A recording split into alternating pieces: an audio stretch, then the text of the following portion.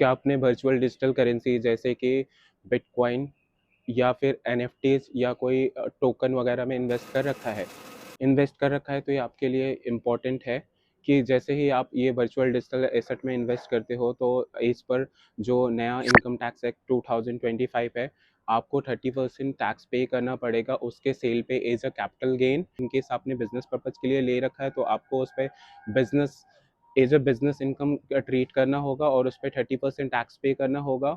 और आपने as a salary आपको वो बिटकॉइन या फिर वर्चुअल डिजिटल एसेट मिल रहा है तो आपको as a slab rate as a जैसे सैलरी पे टीडीएस कट के आता है वैसे ही कंपनी आपको टीडीएस काट के देगी।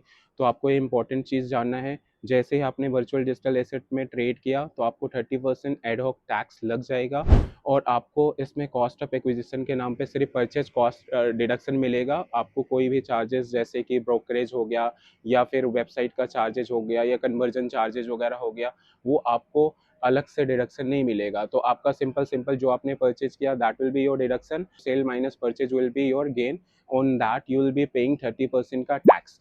वेबसाइट या फिर कोई एप्लीकेशन यूज किया है वीडीए में ट्रेडिंग करने के लिए तो आपका स्पेसिफाइड अमाउंट से ऊपर हो जाएगा तो उस पर 1% का टैक्स लगेगा एज अ टीडीएस, जिसका आप बेनिफिट रिटर्न फाइल करने के टाइम पे ले सकते हो। इनकम टैक्स ने एक इंपॉर्टेंट चीज़ अभी क्या किया है कि अपने जो भी अथॉरिटीज़ है ऑफिसर्स हैं उनको स्पेशल पावर दे दिया है कि आपके जो भी क्रिप्टो या वर्चुअल डिजिटल एसेट से रिलेटेड जो भी वॉलेट्स हैं उनको जब ज़रूरत होगा तो आपको नोटिस दे के उसका इंस्पेक्शन वगैरह कर सकते हैं।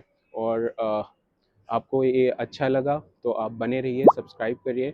प्लस आपको कन्फ्यूज़न होता है कि कैपिटल गेन कैसे निकालना है, टैक्स कैसे पे करना है, तो आप कमेंट कर सकते हो, हम इस पे गाइड करेंगे।